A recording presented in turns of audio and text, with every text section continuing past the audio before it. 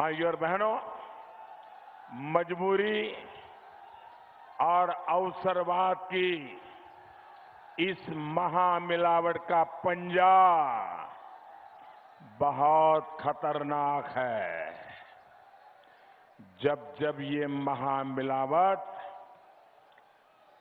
महामिलावटी पंजा सत्ता में आता है, देश को उसका नुकसान ऐसा भयंकर उठाना पड़ता है जिसकी हम कल्पना तक नहीं कर सकते।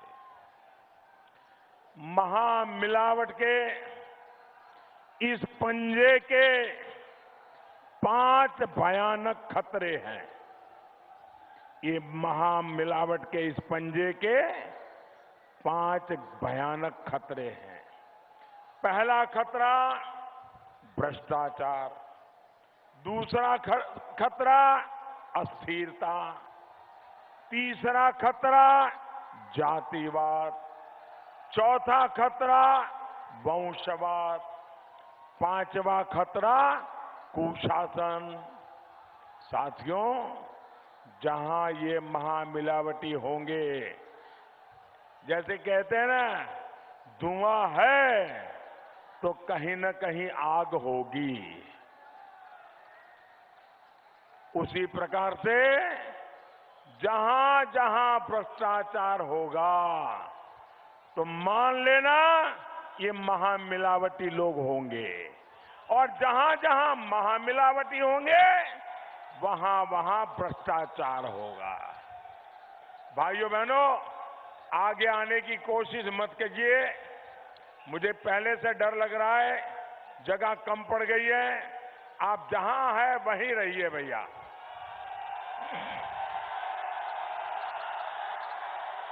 वे हर चीज में, भाइयों बहनों, ये महामिलावटी लोग हर चीज में लूट का रास्ता निकालते हैं।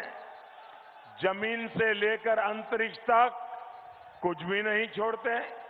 याद करिए, कांग्रेस के नामदार किसानों की जमीन को ट्रस्ट के नाम पर कब्जा करते हैं और फिर उसको हड़प लेते हैं। किसानों से जमीन लेते हैं, फैक्ट्री के नाम पर उस पर अपने लिए नोटों की खेती करते हैं। यहां अमेठी में तो यही हुआ था ना।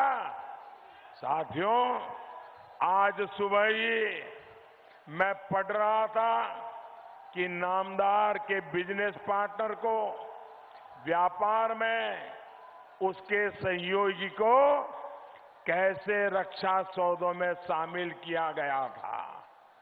नामदार के साथी पर रक्षा सौदों के दौरान मेहरबानी उस समय दिखाई गई जब केंद्र में कांग्रेस की सरकार थी।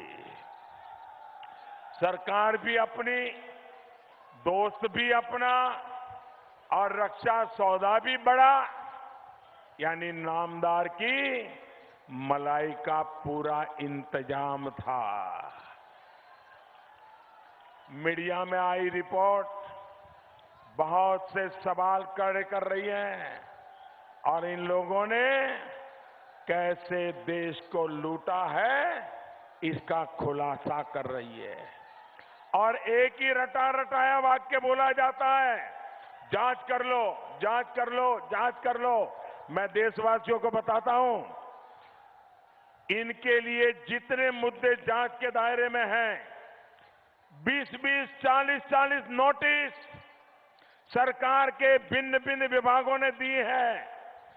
एक बार भी हाजिर नहीं होते हैं, न उनके वकील आते हैं, न जवाब देते हैं, टालते रहते हैं। इस इंतजार में रहते हैं कि जब उनकी सरकार आएगी तब तक इसको खींचे रहो, रफा दफा कर दो। एक भी जांच को ये परिवार एक नागरिक के कर्तव्य के रूप में कोई सहयोग नहीं करता है।